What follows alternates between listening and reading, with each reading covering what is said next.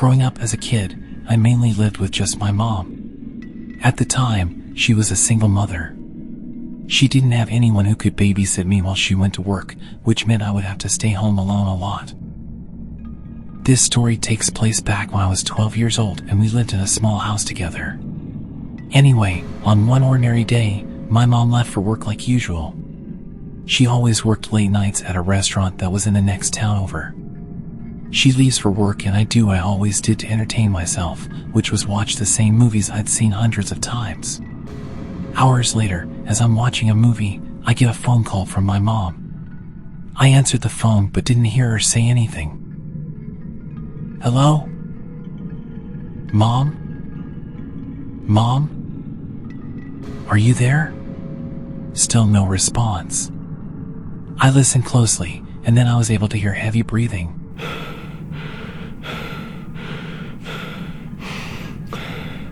I sat there confused and a little bit creeped out. I hung up the phone and shrugged it off, thinking she accidentally pocket dialed my number. I go back to watching my movie. Then, I got another call from my mom. Again, all I hear is more heavy breathing.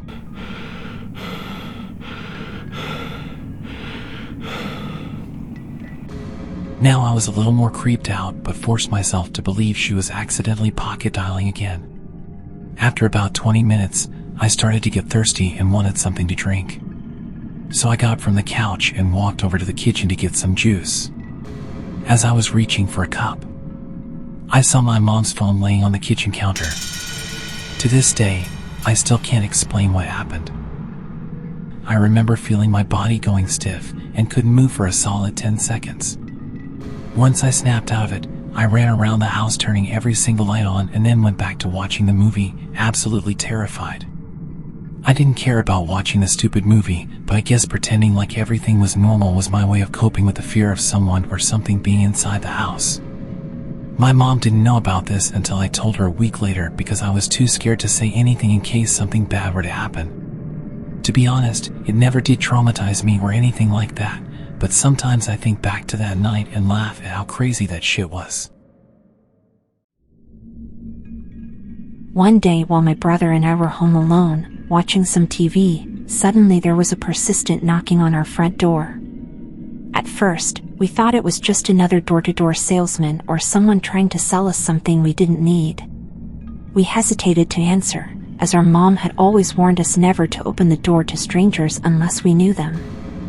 We had learned our lesson the hard way before and didn't want to get into trouble again. The knocking continued for more than a minute, and our curiosity got the better of us.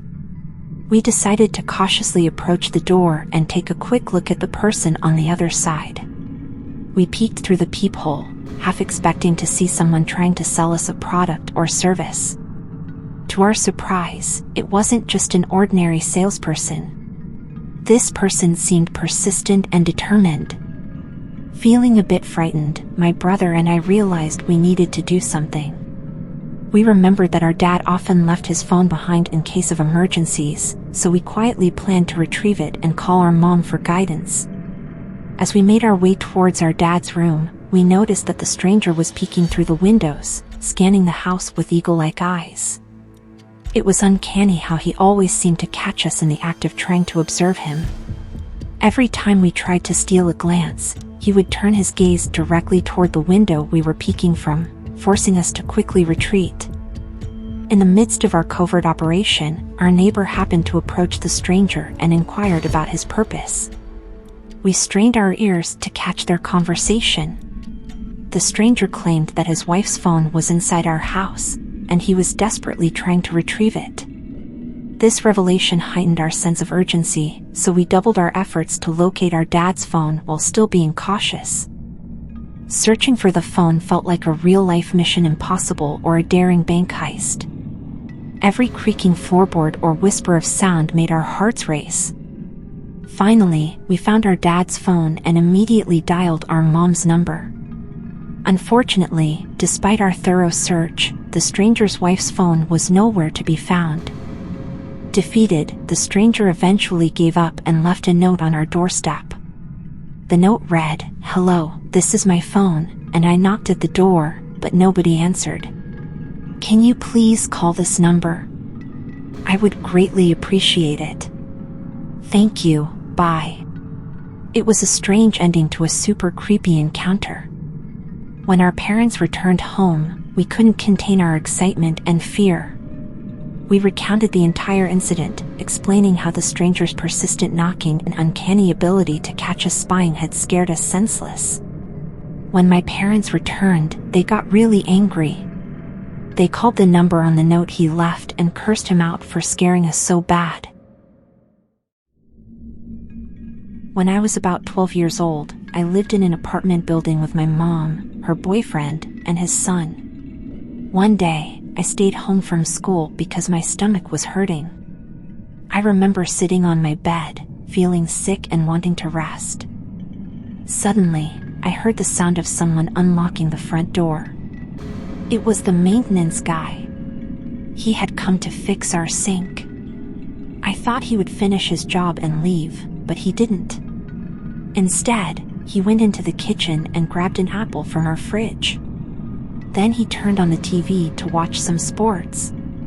It was strange, but I didn't think much of it at the time. After a while, the maintenance guy came into my room. My heart started racing as he started going through my stuff.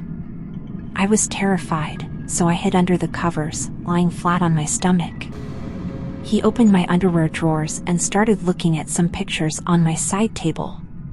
There was one photo of me and my friend in our bathing suits, taken at my grandma's pool. He seemed fixated on that picture. Suddenly, I must have made a noise or shifted under the blankets because he yelled out, "Oh shit," and quickly left my room, leaving the drawers wide open. I felt a wave of relief wash over me, but I was also scared and confused about what had just happened.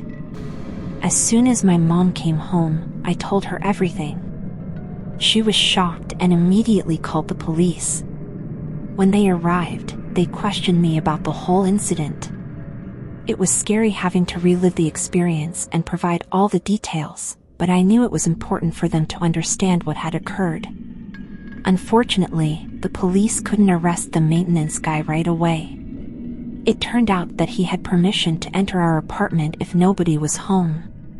It felt unfair and frustrating, but there wasn't enough evidence to take immediate action. About a month later, though, the same police officers returned and finally arrested him. It was a huge relief to know that he was taken off the streets. It turned out that he was not only a thief, stealing from people's homes during his maintenance work, but also a registered sex offender. He had harmed 3 girls in our building, and I could have been his next victim.